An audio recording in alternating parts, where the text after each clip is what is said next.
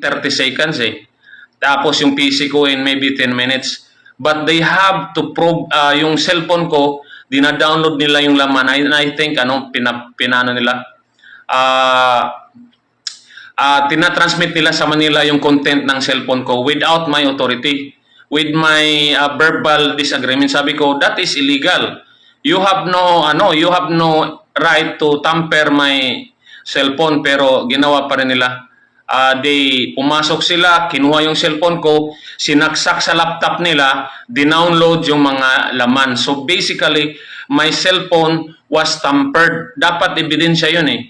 If I really committed a crime against General Torre na human rights violator, bakit kailangan nilang kunin yung cellphone ko, magkuha pa sila ng search warrant if they can just file directly a cyber libel against me if they have the evidence. So ang ginawa nila, they did a search warrant. They issued a search warrant in the middle of the night before the rally, knowing I was one of the core group, para lang hindi mapagbigyan ng mga Cebuano na makapag rally. Kasi yung mismong grupo ko sa lead convener puro volunteers. Tulad ngayon, hindi pa ako nakatulog kahit isang oras, kahit 30 minutes, hindi ako nakatulog. Kasi I feel violated, I feel harassed, I feel disrespected. And wala na ni paglaong nga nasod.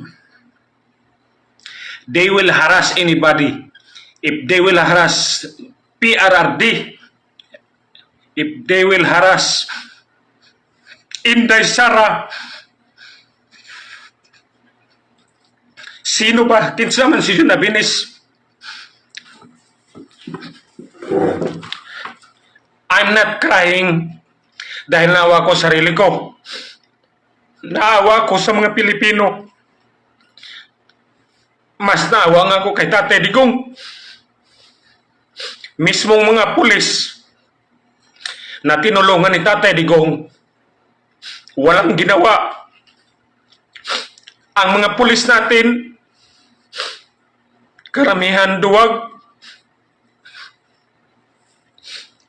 Kinsa man ang mulaban sa Pilipino.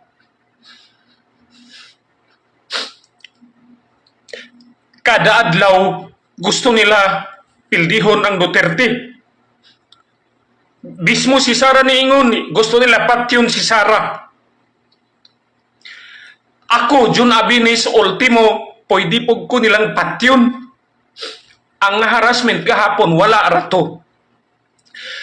Katiting lang ang harassment para sa ako Pero ang ako alang yun, sana mga Pilipino, ilabas na natin tapang natin. Kasi kaya nilang isa-isahin ang mga lumalaban sa bangag administration. Papayagan ba natin na basta-basta na lang yung mga Duterte isa-silence nila?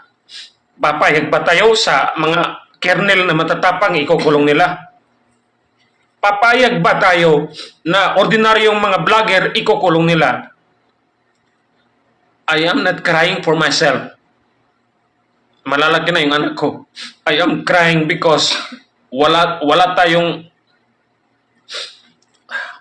tapang ang Pilipino sa ngayon, at ang PNP, military natin, parang tinitinglan lang nila yung leader na matino na si Duterte, si Inday Sara, binubuli, hinaharas, kiha dire, kiha dito. So I'm just overwhelmed how crazy, how audacious, how kapal ng mukha ang administration na to. They will try to silence anybody. They will do everything to intimidate the Filipino.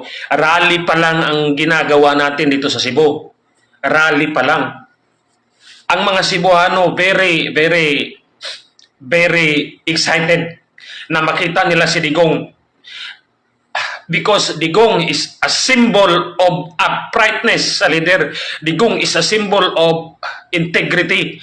We are longing for that kind of leadership. Kaya ang mga taga Cebu, masaya na pupunta si Digong.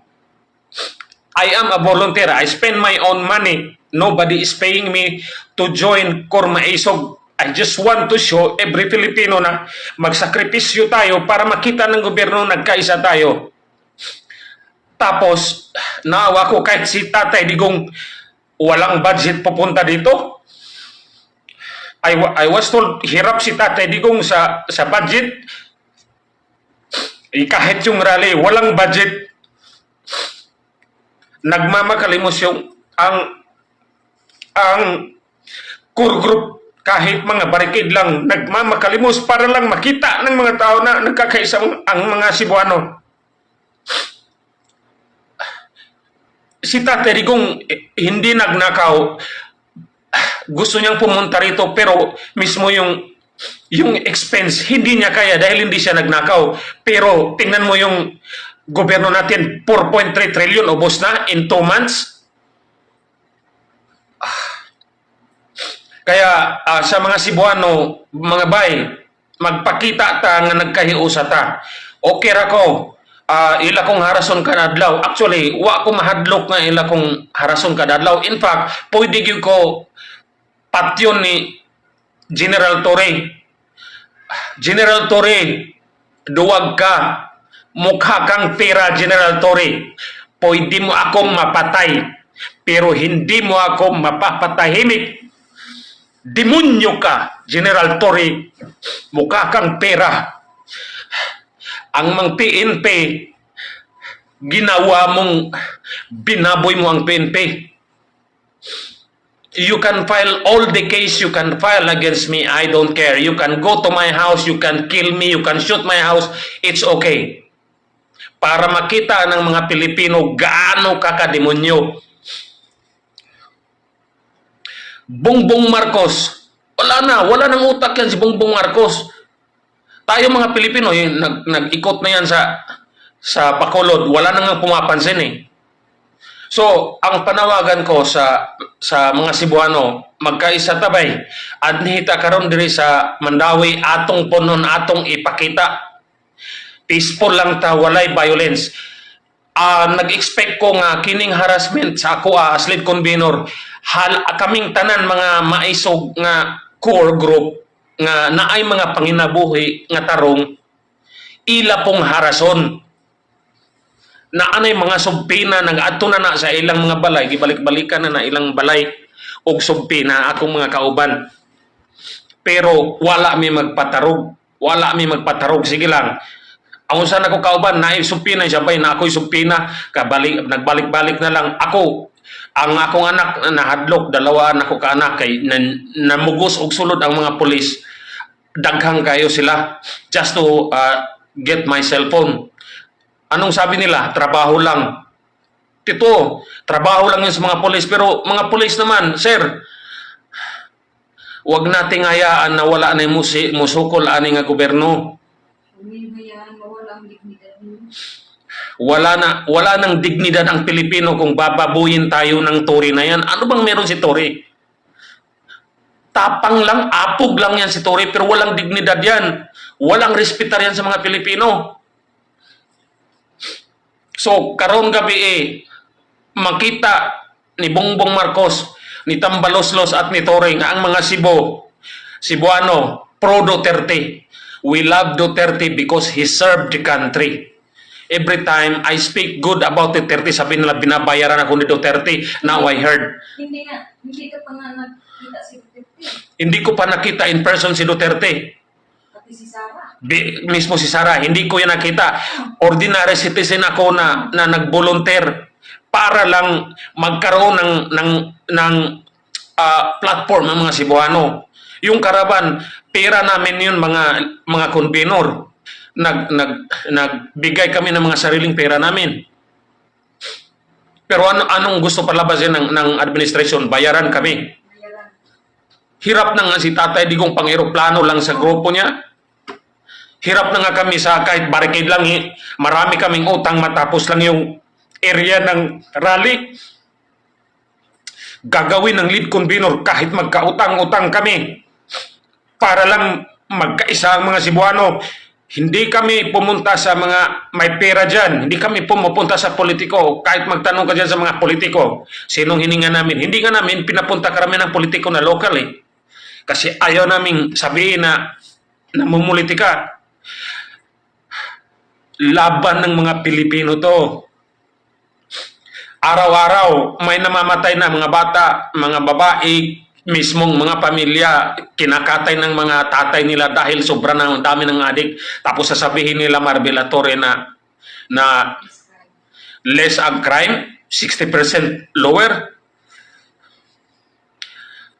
This is my first live kasi talagang I cannot believe gaano kakapal, gaano ka-greedy, gaano kawalang hiya ang administrasyon na to. At alam ko yung harassment na ginawa nila na i-raid yung bahay ko, sample lang yun. Sample lang yun sa akin. Pwede nila akong arestuin, pwede nila akong bugbugin, pwede nila akong kidnapin. Pero alam mo yung masama ng loob ko, yung mga kasama ko. Kasi yung mga kasama ko, sabi nila, sir, di kaya tayo i-harass? Sabi ko, okay lang, una akong kong preso. Yun ang sabi ko kahit yung sa vlogger na 37. I'm not afraid na ikulong ako. Pero kung may masama sa loob ko, ang mga pulis natin, ang mga sundalo, dinobli yung sweldo nyo. Hindi nyo maprotektahan yung presidente na matino. Hindi nyo maprotektahan ang mga Pilipino. I am almost sure I will die this year because Bongbong administration, Maribel and Torre are evil. They will kill people for greed. Si Tambalusos mga kawatan na sila.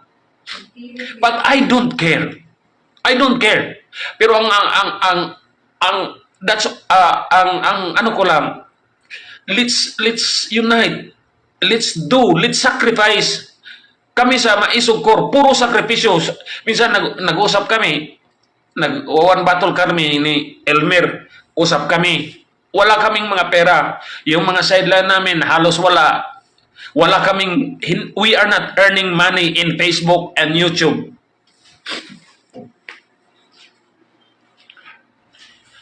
So, sa mga Cebuano, mga boss, mga bay, atong puno ng Mandawi, atong ipakita sa tibuok Pilipinas nga ang mga Cebuano tag pro Duterte dili tungod kay pro Bisa, pareho tang Bisa, pro Duterte ta because nang hanap ta og leader nga isog og mo serbisyo sa tao.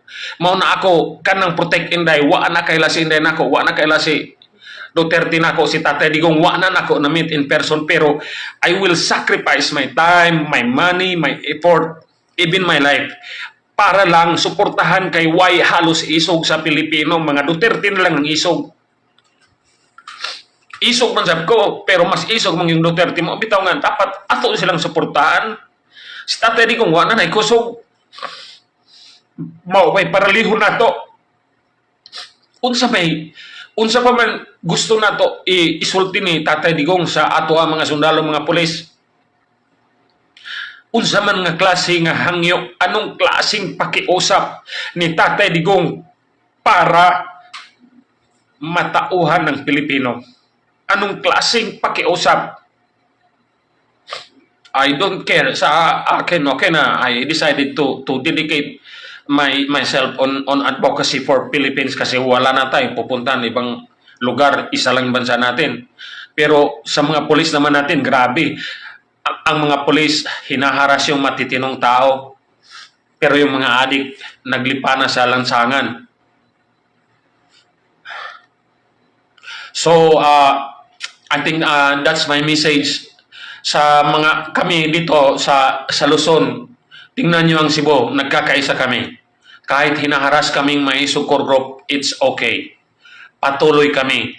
If one of us will die, that's okay. 120 million tayong Pilipino. Pwedeng pumatay